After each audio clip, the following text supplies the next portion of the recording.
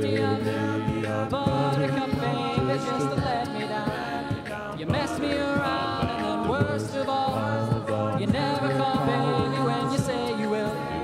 But I love you still, I need you more than anyone, darling. You know that I have from the start. So build me up, buttercup, don't break my heart. I'll be over at 10, you told me time and again, but you're late. I wait around and then I went to the door. I can't take any more, it's not you. You let me down again. Baby, baby, I try to find a little time and I'll make you happy. I'll be home, I'll be beside the phone waiting for you, yeah. Why do you build me up, buttercup, baby, just to let me down? You mess me around and then worst of all, you never call baby when you say you will. But I love you still, I need you more than anyone, darling. You know that I am from the start. So build me up, buttercup, don't break my heart. To you I'm a toy, but I could be the boy you adore. If you just let me know, although you're untrue, I'm attracted to you all the more. Why do I need you so? Baby, baby, I try to find a little time and I'll make you happy. I'll be home, I'll be beside the phone waiting for you, yeah. Sing it with me. Why do you build me up, buttercup, baby, just to let me down? You mess me around and then worst of all, you never call baby when you say you will.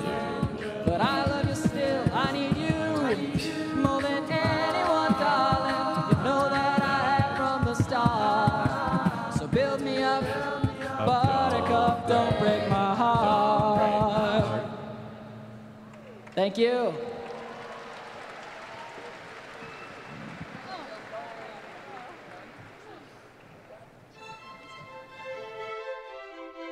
.936 acres. That's what makes up the University of Wisconsin. But that's not what the UW is made of. This is an institution that pays no attention to boundaries, except when it's pushing them.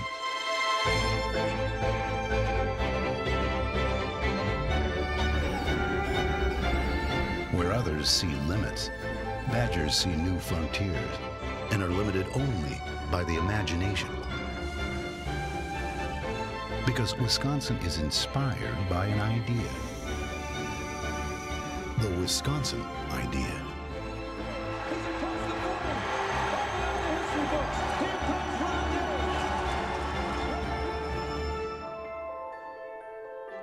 I shall never be content until the beneficent influence of the university reaches every family of the state.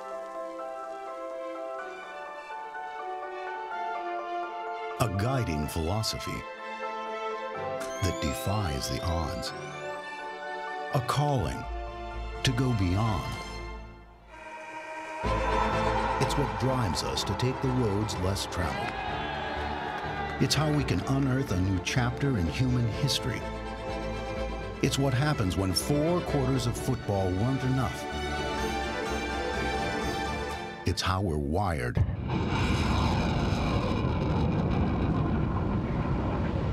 To tune out the naysayers so innovations can be channeled. How else can you explain a university that's a leading producer of Fortune 500 CEOs and Peace Corps volunteers? Maybe the Wisconsin ideal is a better way to describe it. Because the UW is a hotbed for those who challenge the status quo, strive for the greater good, change the world. But breakthroughs can't happen if you're not willing to push. With the Wisconsin idea as our guide, expect nothing less. because Badgers keep charging forward. Always forward. On Wisconsin.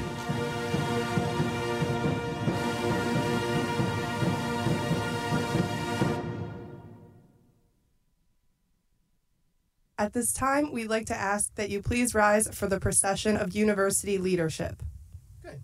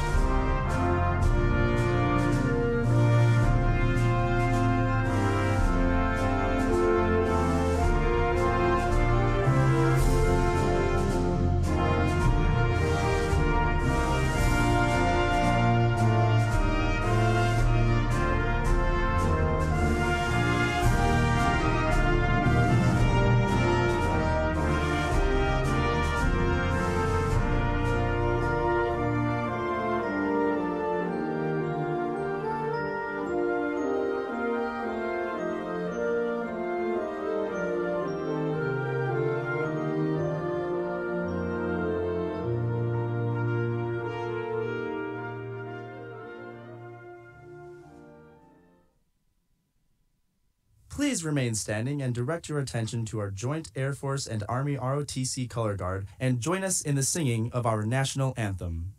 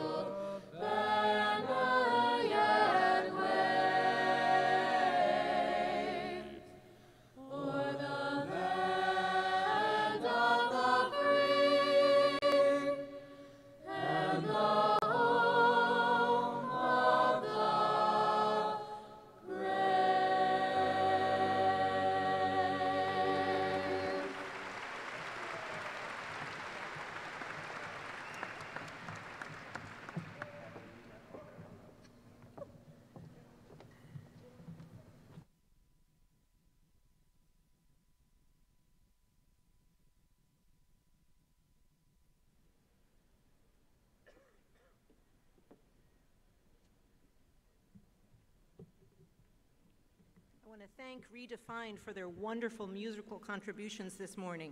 And I would ask everyone to please be seated.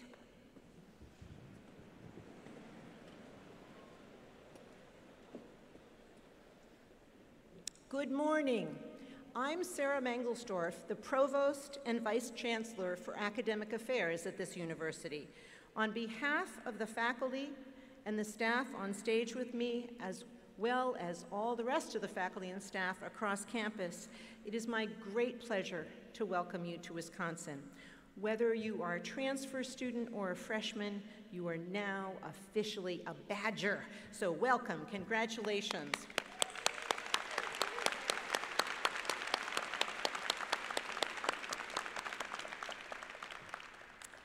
As provost, I work with the deans and directors of all the schools and colleges to ensure that we are offering academic programs and an overall educational experience that is second to none.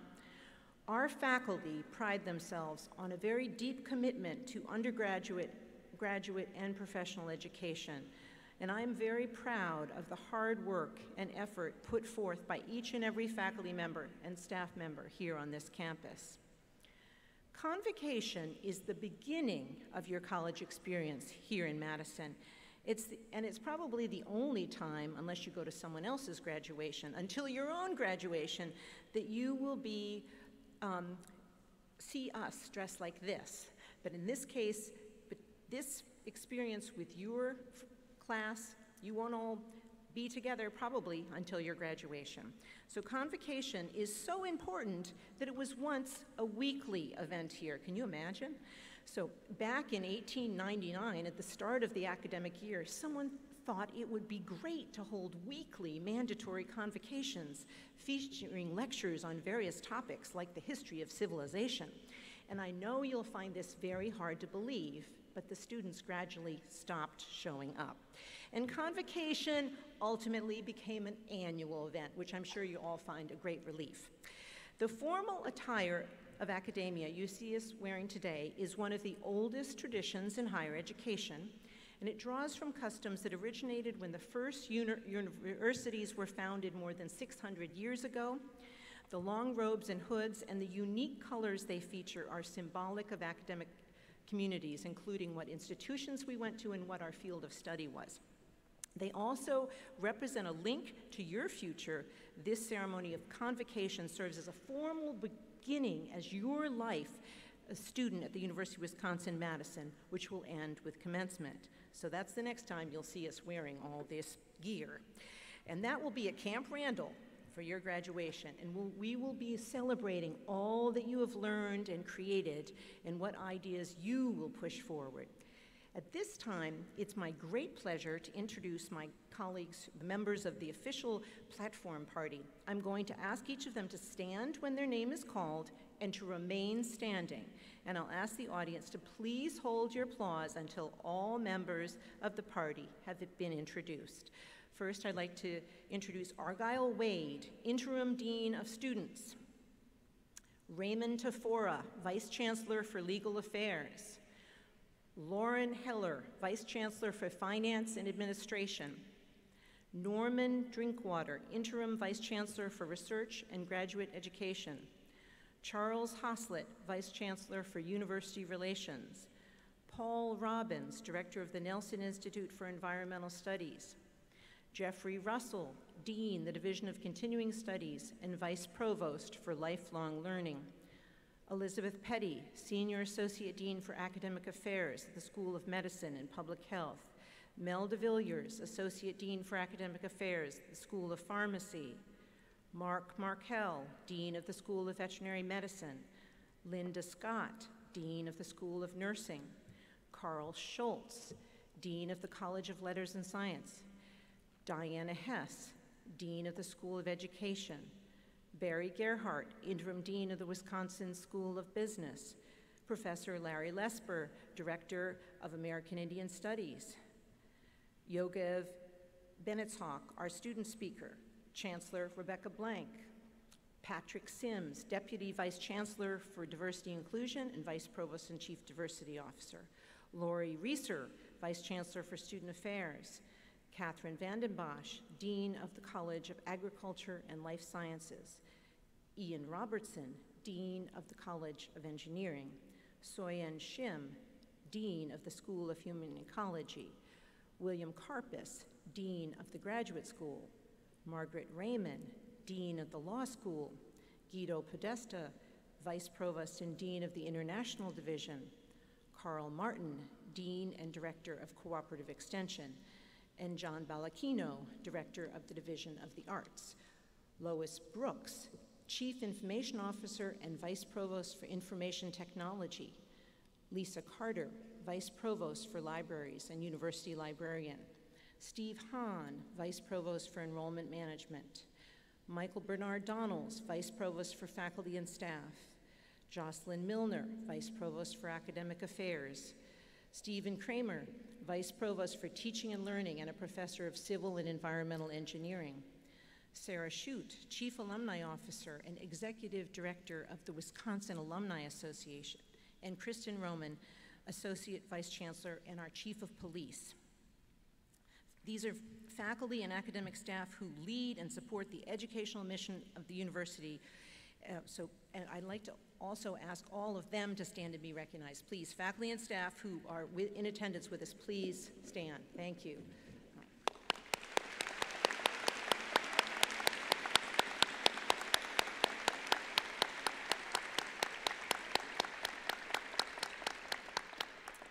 I'd now ask you to please be seated. Last time we had one of these ceremonies, I left that line out and everyone stood there nervously not knowing what to do. You now have permission to sit.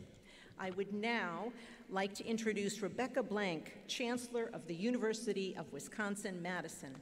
Chancellor Blank is an internationally respected economist who has worked in 3 different presidential administrations, most recently as Deputy Secretary and Acting Secretary of the U.S. Department of Commerce under President Obama. She received her undergraduate degree in economics from the University of Minnesota and holds a doctoral degree from MIT. She has served on the faculty at Princeton, Northwestern, and the University of Michigan, where she was Dean of the Ford School of Public Policy. There are lots of reasons Becky says she loves being here at UW-Madison. Chief among them are seeing the ways our students engage in learning beyond the campus, beyond the classroom and beyond the campus, the breadth of the curriculum on our campus where we literally teach everything from Arabic to Zulu, the fact that public service and the Wisconsin idea are woven into nearly every aspect of what we do. And of course, she really loves game days with Bucky, the Union Terrace, and any Babcock ice cream flavor containing chocolate, as do I. Please give a warm welcome for Chancellor Blank. Sarah. Yeah.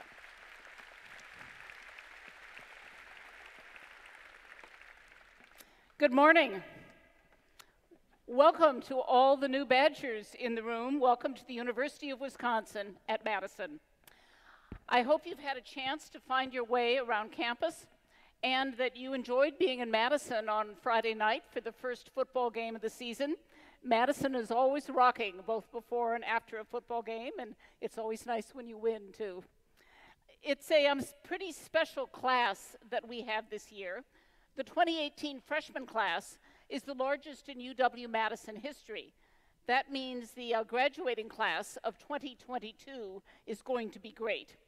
And we have about 1,000 transfer students joining us this fall as well, who are going to be graduating even sooner.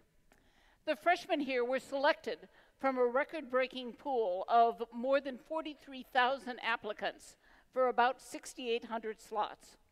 You're all here because you're highly qualified academically and because we believe that your talents, your interests, make you an excellent fit for this university. So congratulations to you all. Now, I've seen all of you taking pictures, and it's now my turn. So this is going to be your first official portrait. All right. Everyone ready? Smile. Okay, you look good.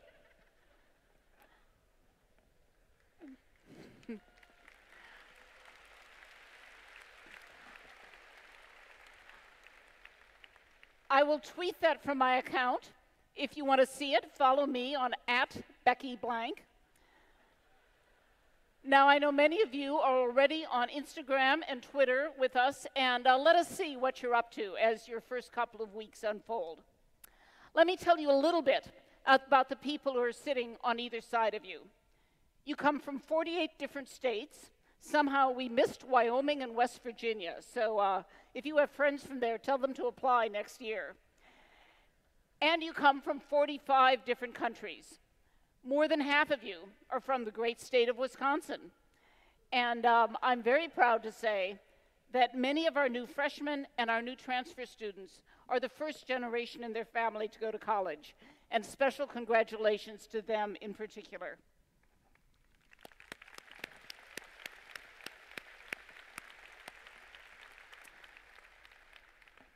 So I hope you'll find that studying at a major research institution is an extraordinary experience.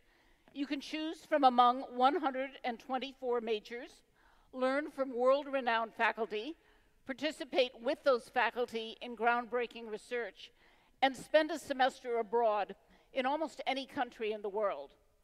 But this is also a place that can feel just a little overwhelming, particularly when you're new. So I get to exercise my privilege as Chancellor this morning to give you 3 pieces of advice. First, your primary reason to be here at UW is to learn, to be a student. So take your academic work seriously. This can be a challenging place. The classes are rigorous. You're going to need to keep up with the readings and to do your homework, and your parents are no longer around to nag you. It is up to you to get the work done. A special warning. The students who get in academic trouble in their first year are almost always the ones who party too much. There is a strong correlation between high-risk drinking and academic failure, particularly for freshmen. So be aware of your limits, take care of your health, and be smart about all of the choices that you make. Secondly, get involved outside the classroom. It's the best way to make friends. There are more than 1,000 student organizations on this campus and lots of other opportunities like Badger Volunteers to work together on all sorts of projects in the community. Getting involved is not only good for your social life, it's also an important part of your education. If you leave UW with only classroom learning, we haven't done our job. You're here for a residential learning experience, and that needs to stretch far beyond your classes. Expand what you know through volunteer work, internships, research, participation, leadership in student organizations, study abroad, and any number of other things. Why should we care about how you spend your out-of-classroom time? Because in addition to academic learning, we want you to expand your capacity for empathy, your curiosity, your understanding of people of different cultures and backgrounds, and your intellectual confidence. So by the time you graduate, you're ready to apply your knowledge and skills in a way that makes a difference in the world, and that requires both in-classroom and out-of-classroom knowledge. That's what we call the Wisconsin experience. I want to illustrate with a story. 4 years ago, a freshman named Hannah Leiter sat where you're sitting today. Hannah grew up in Appleton. She was the first person in her family to go to college, and she was worried about whether she could succeed here. So she worked hard and she got good grades. But she wanted more out of her college experience than just studying for the next exam. She knew she wanted to study abroad, but she didn't know if she could pay for it. So she asked one of her professors for advice and help. And the next thing she knew, she had a summer internship in a neuroscience lab in Bangalore, India. That experience changed her life.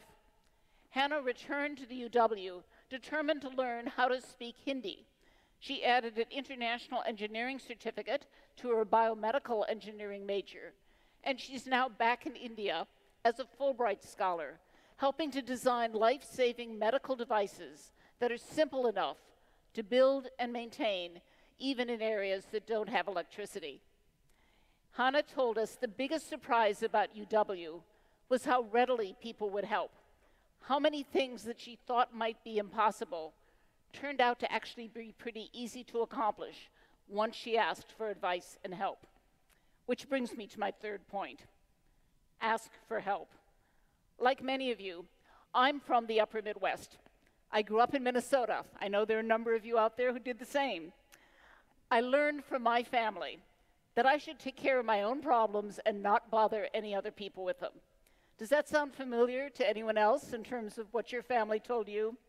It really wasn't the best thing to learn. Just because you can do things on your own doesn't mean that you should.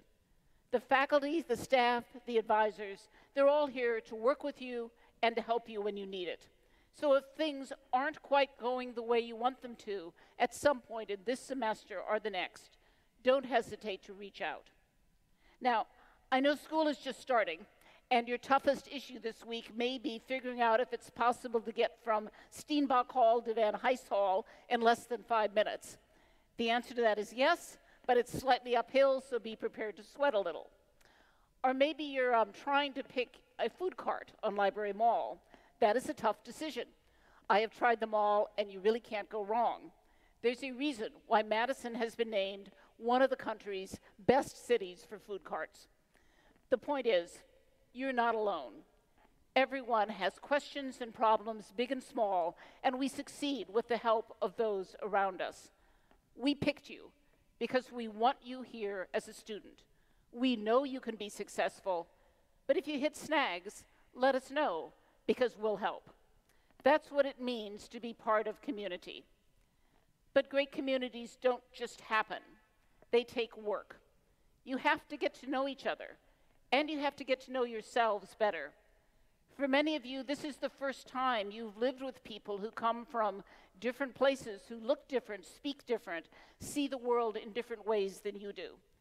If you're like the rest of us, you're probably a little more comfortable with people whose names and faces and speech are more like your own. And it's just a little too easy to always hang out with that group. But in 2018, one of the most important skills that you can acquire for your future career is how to live and work effectively in a diverse and a global community. So it's our job to help you mix it up a little.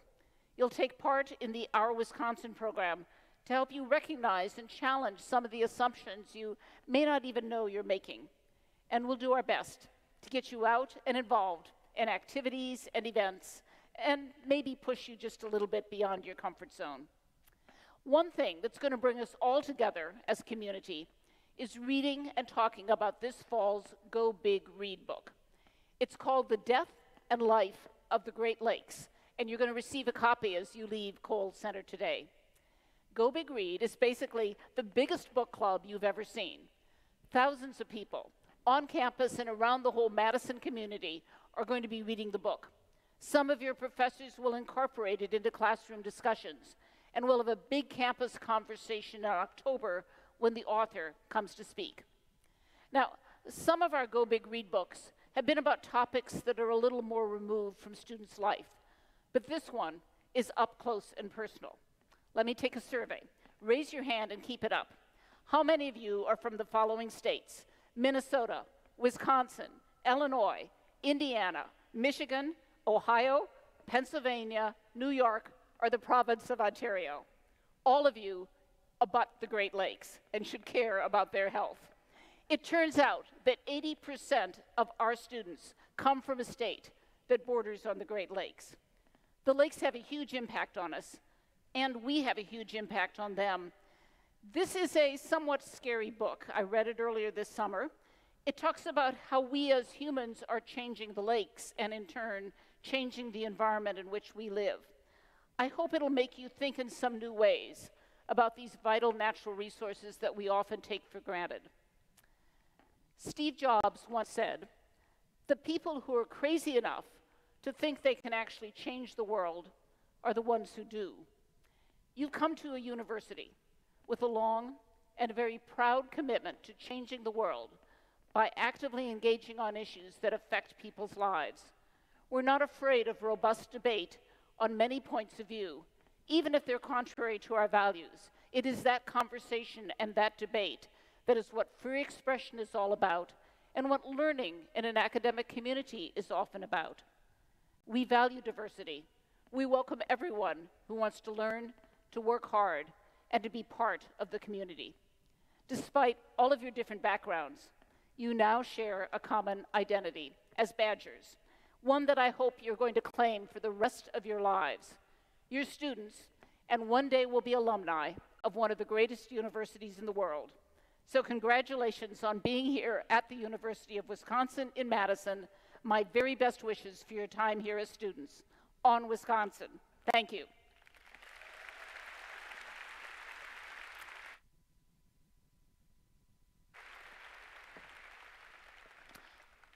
One of our traditions at Convocation is a welcome on behalf of Wisconsin's First Nations. Some of you will know the University of Wisconsin, and indeed all of Madison, sits on the ancestral lands of the Ho-Chunk Nation. Professor Larry Nesper will offer this year's welcome. Professor Nesper is Director of American Indian Studies at UW-Madison.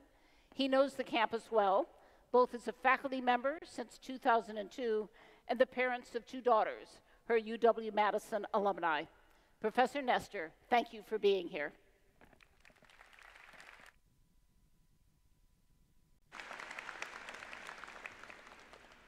Anin nindinoy magan.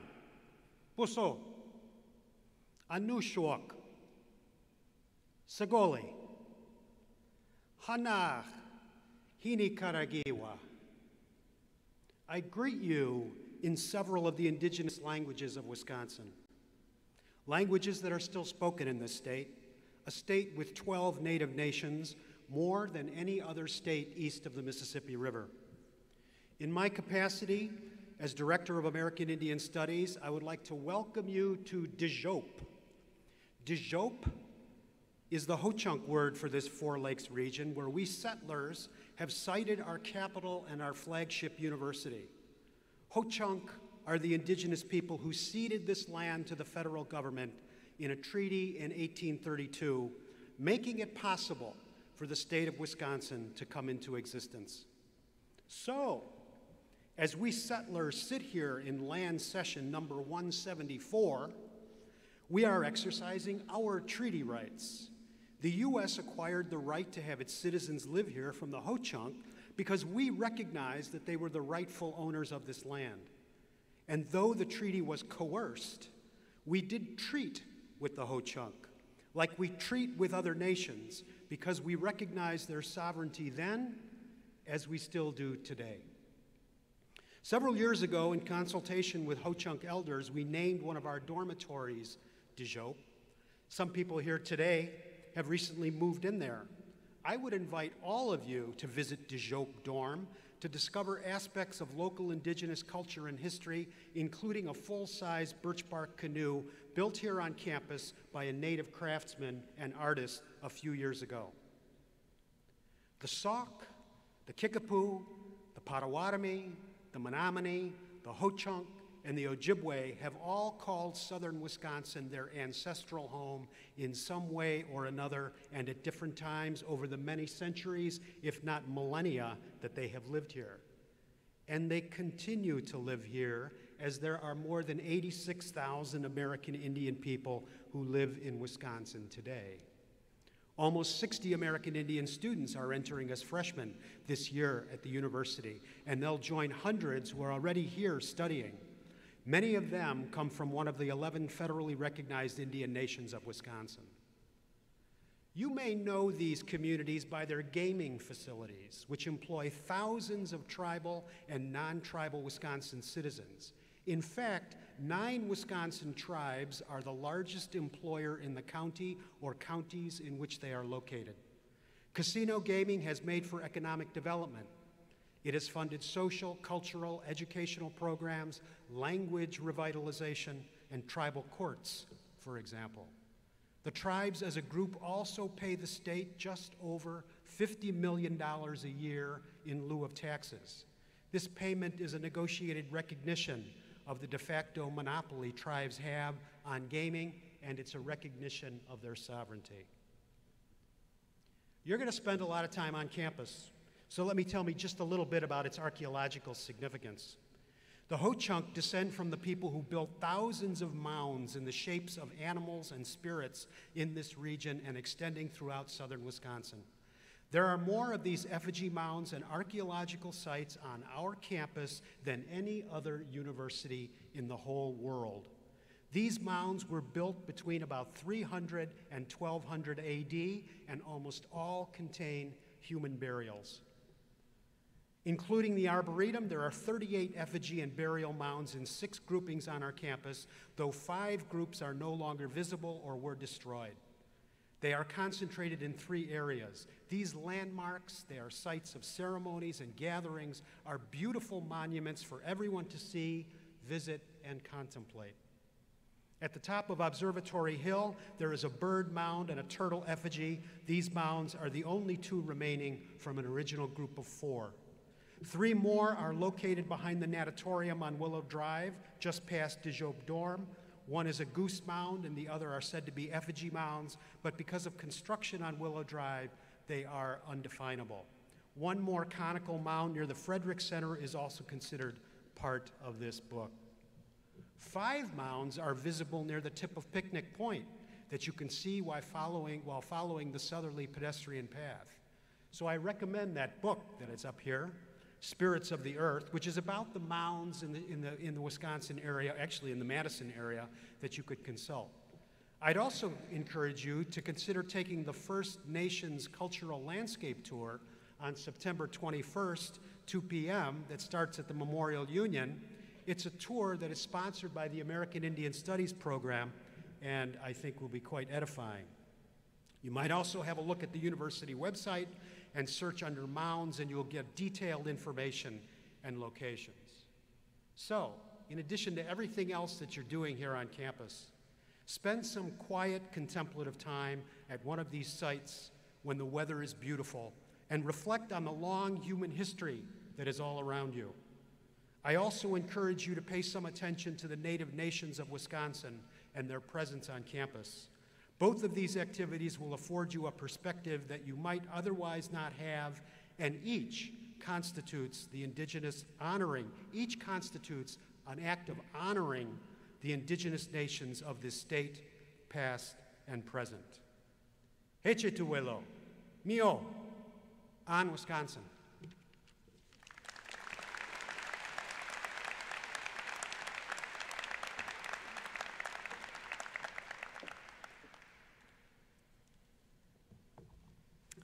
Thank you, Professor Nesper. It's really, I do recommend doing this tour of the mounds on our campus. They're quite amazing.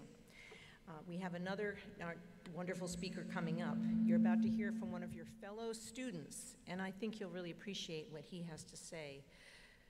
Yogev Benetzhak, a junior from Milwaukee, spent much of his childhood in Israel and then came here as a teenager. He's here on our campus majoring in marketing and international business with certificates in digital studies and Jewish studies. He's one of our most active students involved in groups and efforts across campus. He has served as an interfaith fellow for the Center for Religion and Global Citizenry, as a facilitator for our Wisconsin program, and as a social justice intern for Hillel, the campus Jewish Community Center. He has been an ambassador to the Wisconsin School of Business, and he currently serves as a House Fellow and as a Vice Chair for the Associated Students of Madison Student Government. Now, I know we tell you all to get involved, but as freshmen, please do not get that involved. This is a lot of commitment.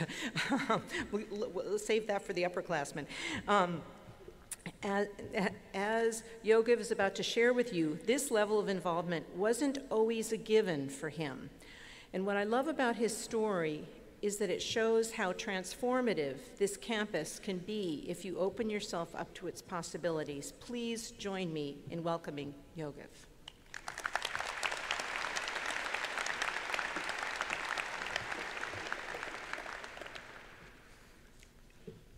I didn't originally intend to go to the University of Wisconsin. I didn't actually really intend on going to college at all. I couldn't afford it. I didn't know what I wanted to study. I never considered myself good at school. But deep inside, there was a bigger reason. I was afraid. I was afraid that as the first person in my family to go to university, maybe I would mess up. Maybe I wasn't ready to live on my own. Maybe I wouldn't be accepted by the other students here. If you didn't realize, my name, Yogev Ben Yitzchak, it's not your average American name. I'm a first-generation immigrant, born and raised in the northern valleys on a cliff in Israel, named Avtalion. It was only around 200 families. So imagine moving from Avtalion to Milwaukee. Yeah, I found it hard to make friends. I didn't understand English very well. The winters were horrible. And I found American culture kind of scary. I remember my first Thanksgiving dinner. I had no idea what to wear. And so after hours of searching on the internet and seeing pictures and movies of Thanksgiving, we bought a pilgrim outfit. And I showed up at the dinner dressed like a pilgrim.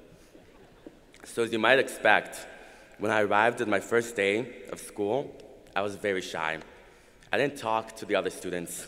I figured who would want to even speak to someone who can't even speak English? And so I sat alone at lunch. I was in the corner of the classroom.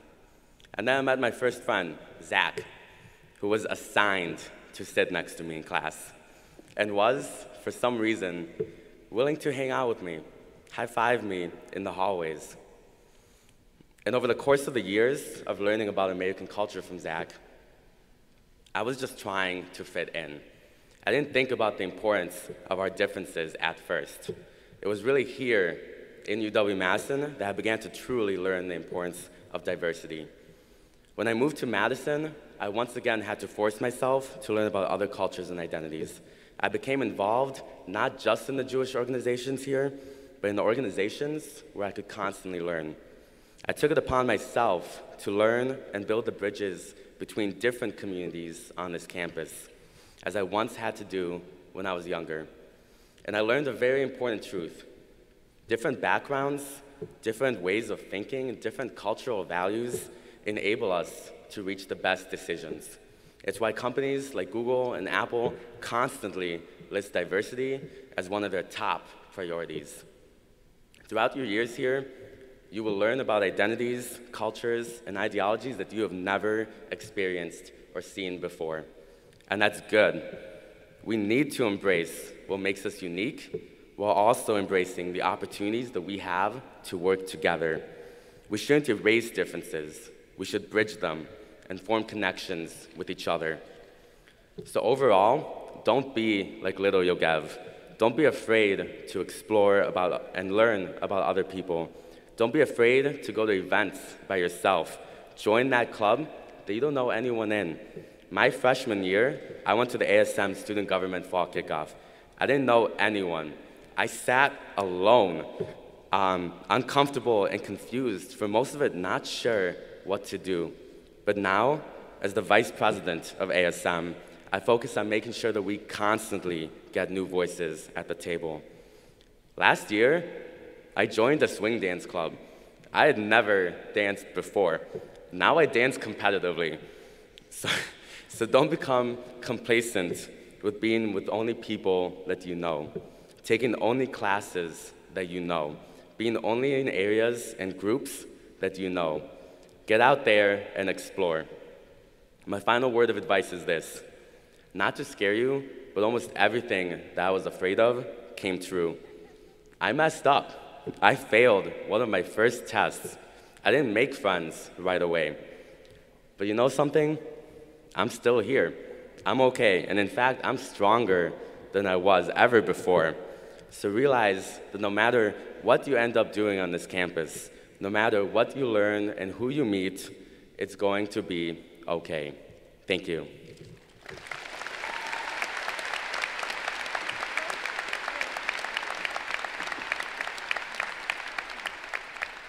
Yogev, thank you so much for those wonderful remarks.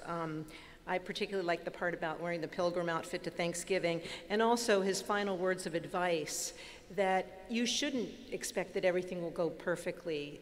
There will be some difficulties, but we're here to support you. And that's part of what the whole educational experience is about. It's now my great pleasure to introduce Patrick Sims, Deputy Vice Chancellor, Vice Provost, and Chief Diversity Officer. Patrick has been leading our diversity efforts on campus for 5 years, and he combines his passions of theater, diversity and arts education in his various roles on campus, including serving as a professor in the Department of Theater and Drama. In his role as Vice Provost and Chief Diversity Officer in the Division of Diversity, Equity, and Educational Achievement, Patrick also guides the work of programs such as Posse, People, First Wave, Chancellor Scholars, and Powers Knapp Scholars programs, as well as the Center for Educational Opportunity, impacting some 1,500 student lives. His division also includes the Office of Equity and Diversity and the Learning Communities for Institutional Change and Excellence. Please join me in welcoming Patrick.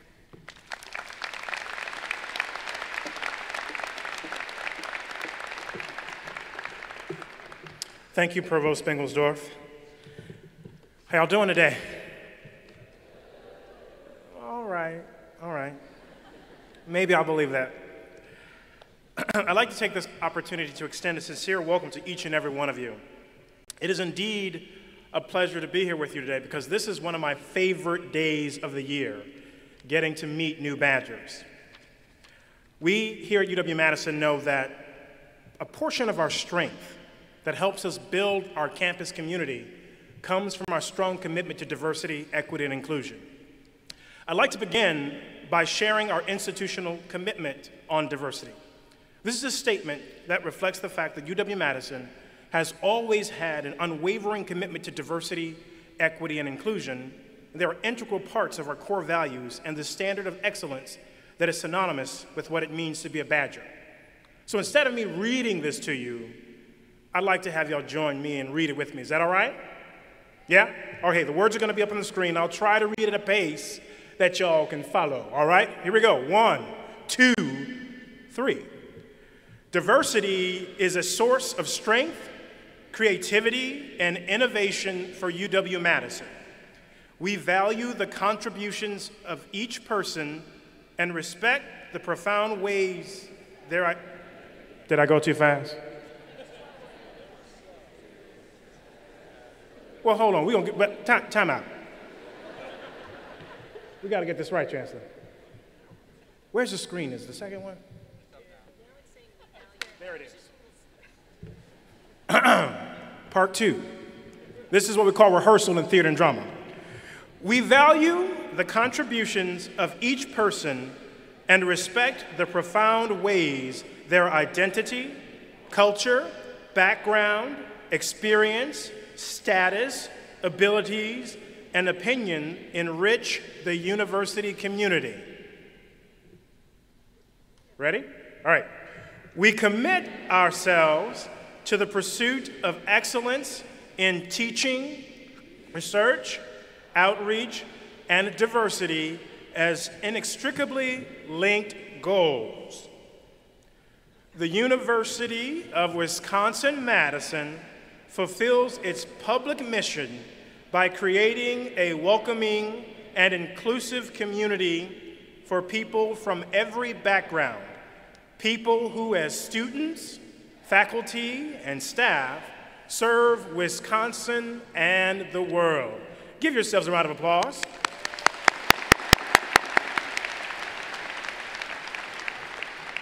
As they say in my business, don't call us, we'll call you. No, I'm kidding.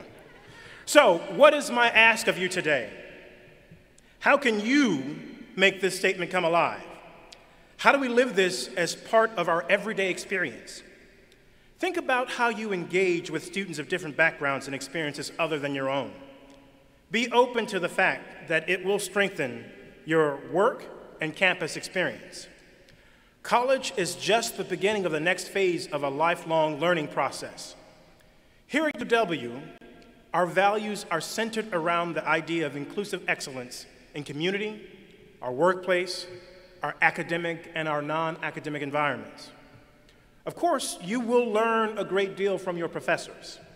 You will also learn from each other. That means we should embrace the opportunity to teach and share our knowledge with each other. Over the years, as a faculty member, I've learned so much from our students. I'm a big believer that amazing students make amazing professors. Your passion and curiosity ensures that we continue to deliver cutting-edge research and curriculum for a world-class student experience. Remember, we are on your team. We want you to succeed during your time on campus. So take advantage of office hours and get to know your professors. We want to know you. If you can do those few simple things, I can just about guarantee you, you will have an amazing time here at UW-Madison. Now, I'd like to ask that you please turn your attention to a video that highlights how current faculty view their role on campus in connecting with first-year students. Thank you. Fall is always an amazing time of year. We have new students coming in, and they bring great energy and spirit. Here you have a great number of young people who are about to embark on the greatest adventure of their life so far. We're here to challenge them, to excite them about asking more and better questions. And what's there not to love about that? It's pretty exciting to have everybody back on campus and ready for classes. Well, I always get a little bit nervous the first day of class. You're walking through this room with 80 to 100 students, and they're all looking at you. But once you get in there, you can kind of feel the excitement and the enthusiasm. They're a little nervous too. It's their first day in a college class. I get stage fright. I do. I get butterflies. It's as though I'm going on stage, even though I've been teaching for almost 30 years. So one of the favorite moments I have during the semester is the very first day.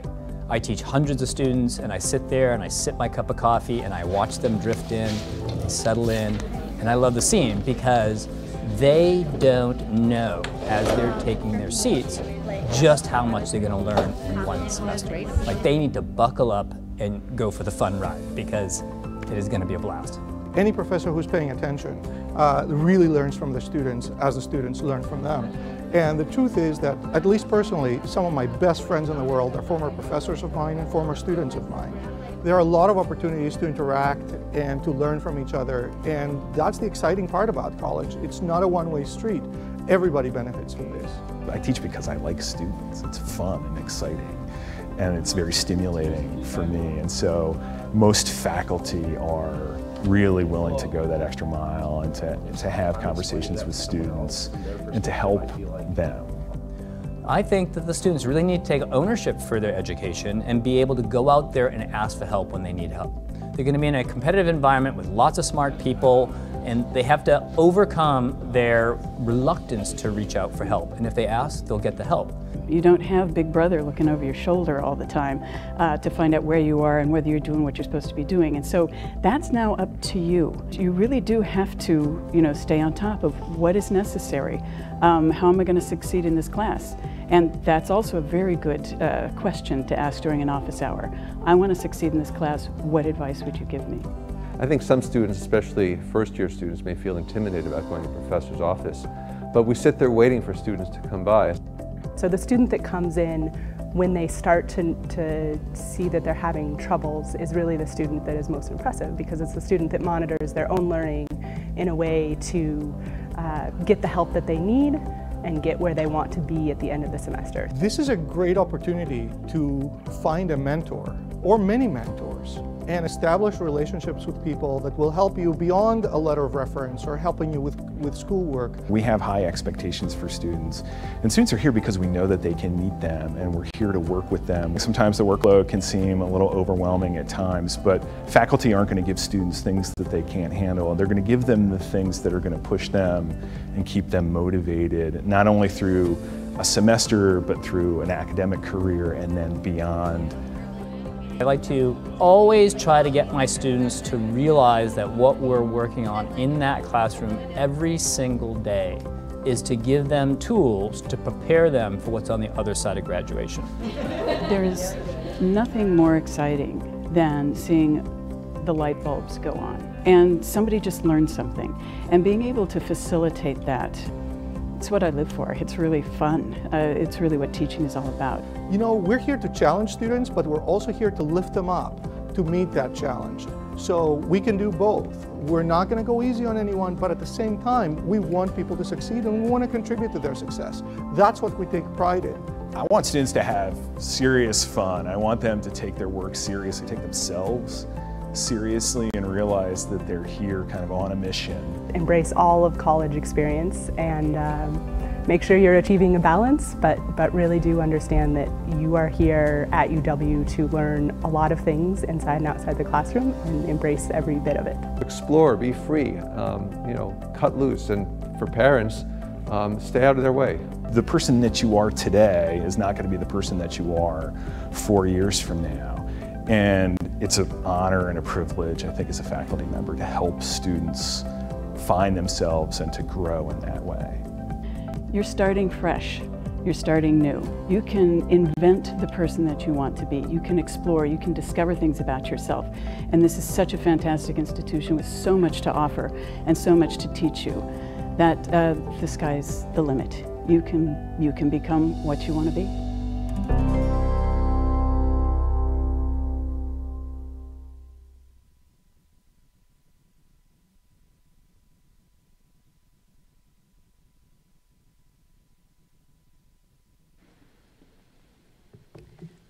Our next colleague is probably the one on this stage. Well, there are actually 3 newcomers up on the stage, but who can most identify with the experiences you are going through as a newcomer on campus.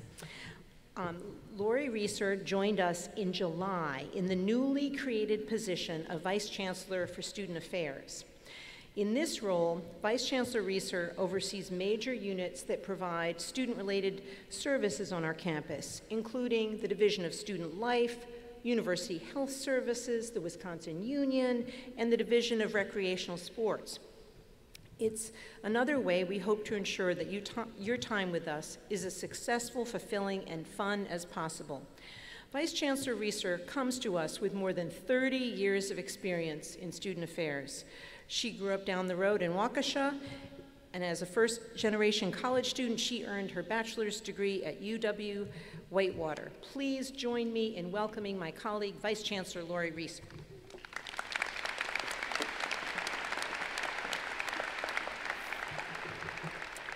Good morning, and welcome to the class of 2022. I know, you guys were just 2018, forget all that. Don't wear 2018 stuff on campus. You are now the class of 2022. And it's my honor to welcome you this morning. As the provost mentioned, I arrived on campus in July, and almost every day I can totally relate to how you're feeling. I love and am amazed at the beauty of the campus. I'm so excited about all the fun and possibilities. And yes, I think almost every day I get lost and I feel overwhelmed. The Chancellor inquired about where many of you live and how you're connected to the Great Lakes, but we'd like to learn a little bit more about who you are as well. So I'm going to state some categories, and if you're able, I would like for you to stand when I call your group. So here's the first one. If you played sports of any type in high school, please stand. Wow. Awesome. Thank you. Have a seat. Good to stretch. So if you were musical or in the theater or the arts, so choir, band, drama, orchestra, please stand. Great. Thank you. Awesome. Please sit. If you were active in some kind of academic club, you define what that looks like. Stand up.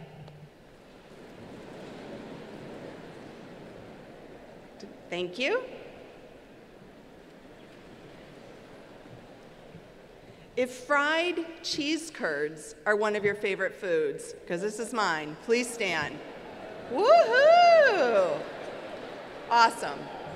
Thank you. Now some of you are like, I don't even know what fried cheese curds are. Then you need to go to the terrace of the Unions and check them out because they're super good. So last one. If you believe that one of our awesome athletic teams, maybe football, maybe women's basketball, hockey, or any of the other ones, that they're going to make it to a national championship this year, please stand. You should all be standing. You should all be standing. Woohoo! Okay, now stand up, stay standing. So now what I want you to do while you're standing is I want you to find someone you don't know Introduce yourself, shake hands, tell them where you're from and why you came to UW-Madison.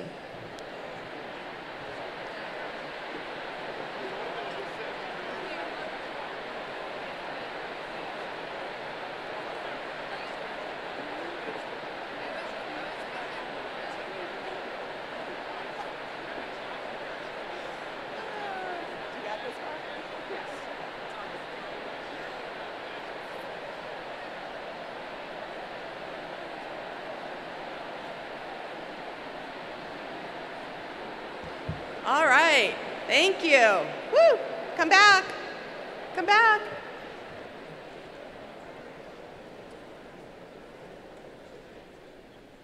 Thank you for participating. It's a good health and wellness thing to get up and stretch, and it's a great thing to meet other people. One of the keys to your success at UW-Madison is that you feel a part of this community and that you feel you belong here.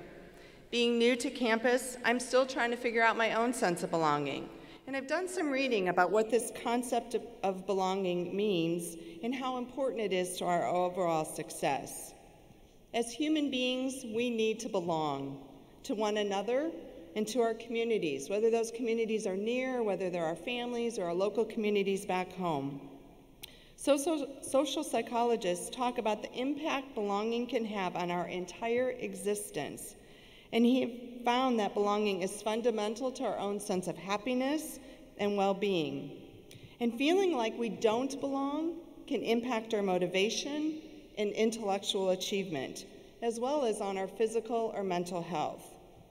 The other day I was reading on social media and I found this message kind of thing. It was a Post-it note kind of thing, so if you can visualize it. There was no author, but I love the message, and this is what it said. Quote, "Just a friendly reminder, nothing about you is a mistake. You are a gift, and you are here for a reason.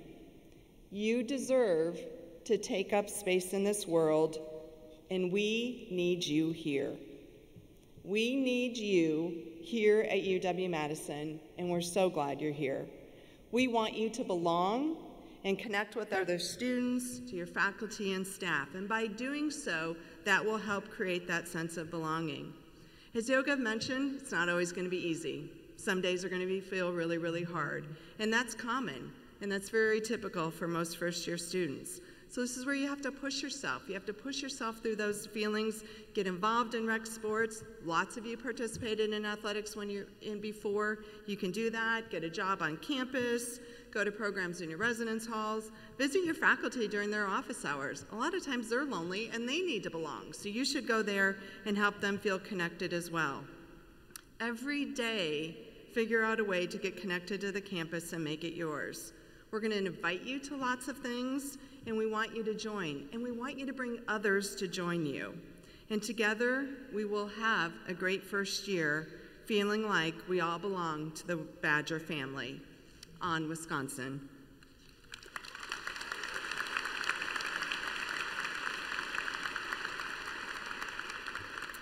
So one way to become a member of the community is to learn about our traditions and rituals. And you got that a little bit this morning, but today, to wrap up our ceremony, we're going to invite all of you to participate in one of our time-honored traditions on campus, the singing of varsity.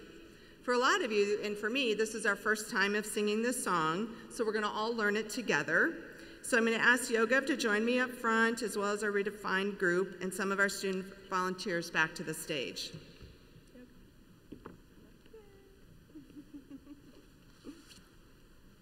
So while they're coming up, Badgers have been singing varsity for 120 years. Penned by a Letters and Science School of Music instructor as varsity toast in 1898, the now famous arm movements were added in 1934. Varsity establishes a common embrace, a shared purpose. It captures the idea that your time at Wisconsin, when you're navigating your course schedule, making new connections, getting settled into studies and activities, this is a campus at which students, faculty, and staff will literally and figuratively put our arms to offer support, celebration, comfort, and congratulations. And now I ask you, Badgers, to please rise.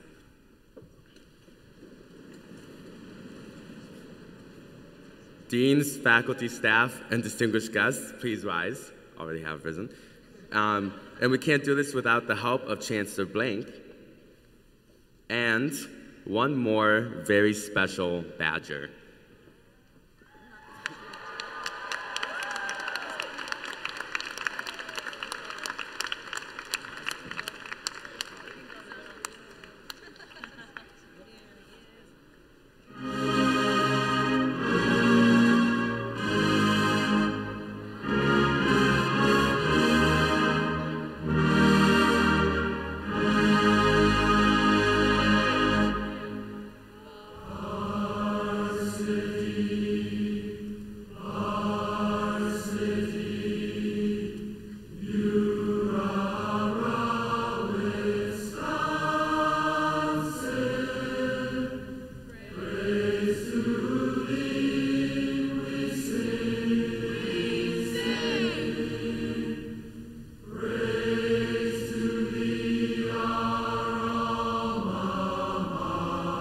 Take your right hand, left, right, left, right,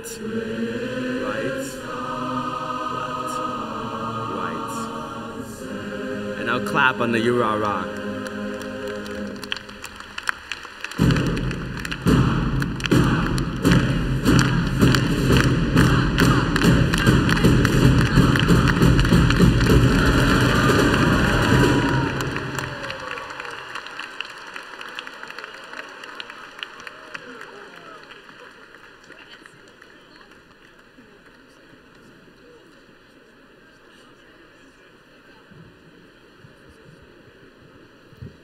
Now, isn't that fun? You'll get a lot of practice doing that in your years here.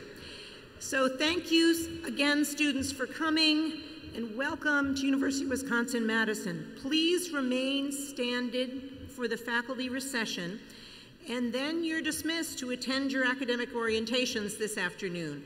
But don't forget to pick up your free copy of the Go Big Read book, The Death of Life of the Great Lakes, on your way out. All of us will be standing out there giving them out. We'll see you out there.